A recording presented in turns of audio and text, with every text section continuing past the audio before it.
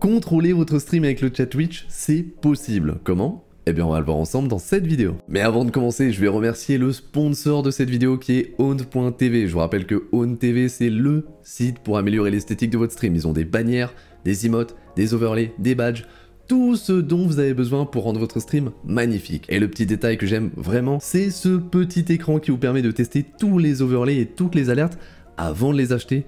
Et ça, c'est vraiment sympa si vous voulez être sûr de votre premier achat. Et en parlant d'achat, je vous ai mis le lien dans la description. Je vous rappelle que si vous passez par ce lien, je recevrai une petite commission qui aidera beaucoup la chaîne. Et si jamais vous voulez sauter le pas, vous pouvez le faire avec le code ZEPAE pour avoir jusqu'à 50% de réduction. Alors qu'est-ce que j'entends par contrôler votre stream avec le chat Twitch? Je veux dire que toutes les actions que vous pouvez faire sur OBS, vous pouvez faire en sorte qu'elles soient activées par les viewers, que ce soit par un message ou par les points de chaîne. Et c'est justement ça que j'utilise beaucoup sur mes streams depuis que j'ai découvert comment faire, parce qu'on va pas se mentir, de base, les récompenses de points de chaîne de Twitch sont pas très fun, alors que là, vraiment, je vous promets que vous pourrez faire de votre stream un stream original, unique et fun. Et pour bien vous faire comprendre toutes les possibilités que vous aurez, je vais vous montrer quelques exemples de ce que j'ai fait sur mon stream. Vous gagnez 6 fois plus de points de chaîne! C'est une dinguerie, c'est fou quand même ce qu'on fait. Vous avez ici ma récompense Yamete qui porte plutôt bien son nom parce que quand vous dépensez 1500 points de chaîne, ça active un filtre shader sur ma cam en même temps que ça lance un son. Qui sera un tuto en gros qui vous permet notamment de faire ça ou de faire des trucs comme ça. Voilà. J'ai aussi cet effet Toudoum qui n'est pas une référence à Netflix mais bien au générique de New York Unité Spéciale. Et si vous voulez venir les essayer, je vous rappelle que je stream les mardis, jeudis, dimanches à partir de 19 h. Le lien dans la description ainsi que le lien de tous les produits que j'utilise. Je vous rappelle aussi que vous pouvez vous abonner, activer la petite cloche et mettre un pouce bleu. Merci et bonne vidéo. Assez discuté, vous allez me télécharger deux choses. L'Uranboard, qui de base est une alternative au Stream Deck qui a une version PC et mobile, mais aujourd'hui on va s'intéresser que à la version PC. Puis le plugin OBS WebSocket qui va permettre de communiquer entre OBS et l'Uranboard. Et oui, il faut un plugin, ça veut dire que vous pouvez pas le faire avec Streamlabs OBS, je suis désolé, mais quasiment aucun plugin ne fonctionne sur Streamlabs OBS, donc si vous voulez suivre ce tuto, c'est sur OBS Studio. Si vous voulez pouvoir faire la transition facilement, je vous rappelle que j'ai fait un tuto complet sur OBS Studio. Pour ce qui est de l'installation, OBS WebSocket s'installe comme un plugin normal, c'est-à-dire que vous mettez le dossier dans votre dossier OBS Plugin. Jusque là, tout va bien. Pour l'Uranboard, c'est un tout petit peu plus compliqué. Vous avez plusieurs dossiers, mais le seul qui nous intéresse, c'est l'Uranboard Receiver PC. Les autres, on n'y touche pas. Vous ouvrez le logiciel l'Uranboard Receiver, et là, il vous demande le port de OBS WebSocket. Alors ne prenez pas peur, c'est très simple. Normalement, si tout va bien, vous laissez 4444. Pour être sûr, vous allez sur OBS, vous allez dans Outils, Paramètres du serveur WebSocket, et là, vous voyez le numéro du port. Normalement, c'est 4444. Si vous, c'est autre chose, vous le changez sur l'Uranboard. Si jamais vous n'avez pas l'outil paramètres de serveur WebSocket, c'est que vous avez mal installé le plugin. Donc, recommencez cette étape. On retourne sur l'Uranboard et là, vous cochez ces deux cases. C'est très pratique, ça va vous permettre à l'Uranboard de se connecter automatiquement. Vous verrez plus tard pourquoi. Maintenant que c'est fait, vous cliquez sur Connect to OBS et là, normalement, si tout s'est bien passé, il devrait passer en gris. Puis, vous cliquez sur Link Your Twitch, là, vous cliquez sur Open URL, normalement, vous avez juste à vous connecter avec votre compte Twitch, et pareil, il va passer en gris.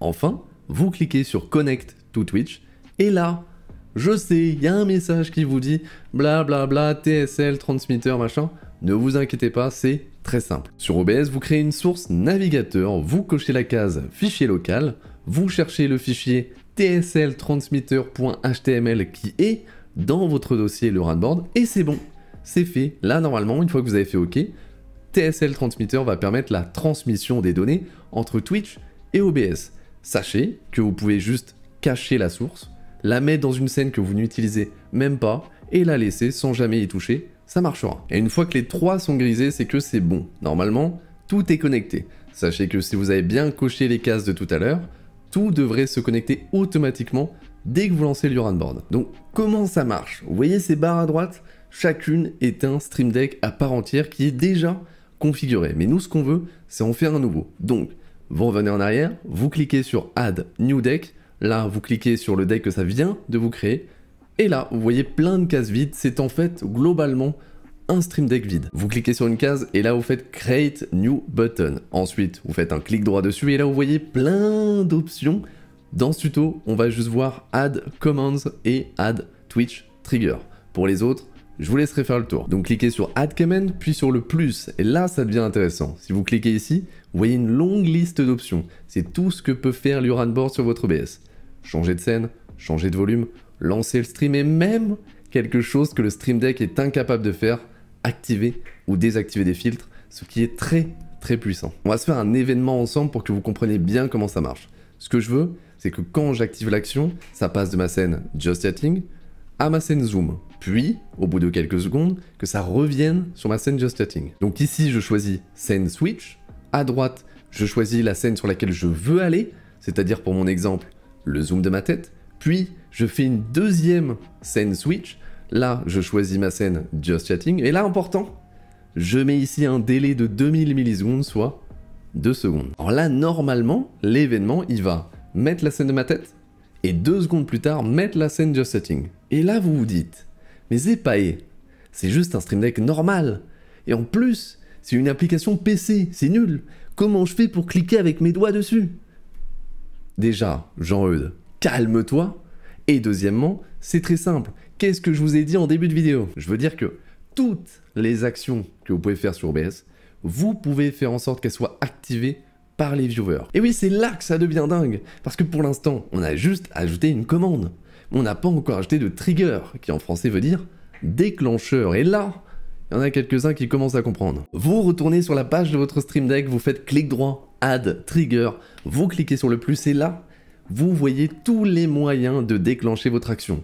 Les bits, les subs, les messages, les points de chaîne, les hosts, les raids, tout ce que vous voulez. Et on va les faire dans l'ordre. Déjà les bits, c'est très très simple. Vous mettez juste un minimum et un maximum de bits qui doit être envoyé par un viewer pour que l'action soit déclenchée.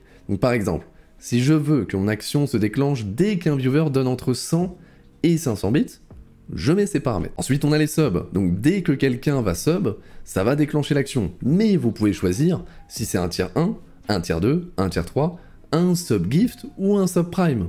Donc si vous voulez par exemple que l'action se déclenche dès qu'un Twitch Prime est activé, vous cliquez ici. Pour le chat message, si vous cochez ces cases, ça limitera les personnes qui pourront déclencher l'action. Par exemple, là, seuls les modérateurs et les VIP pourront déclencher l'action. Si vous voulez que tout le monde puisse déclencher l'action, vous décochez tout.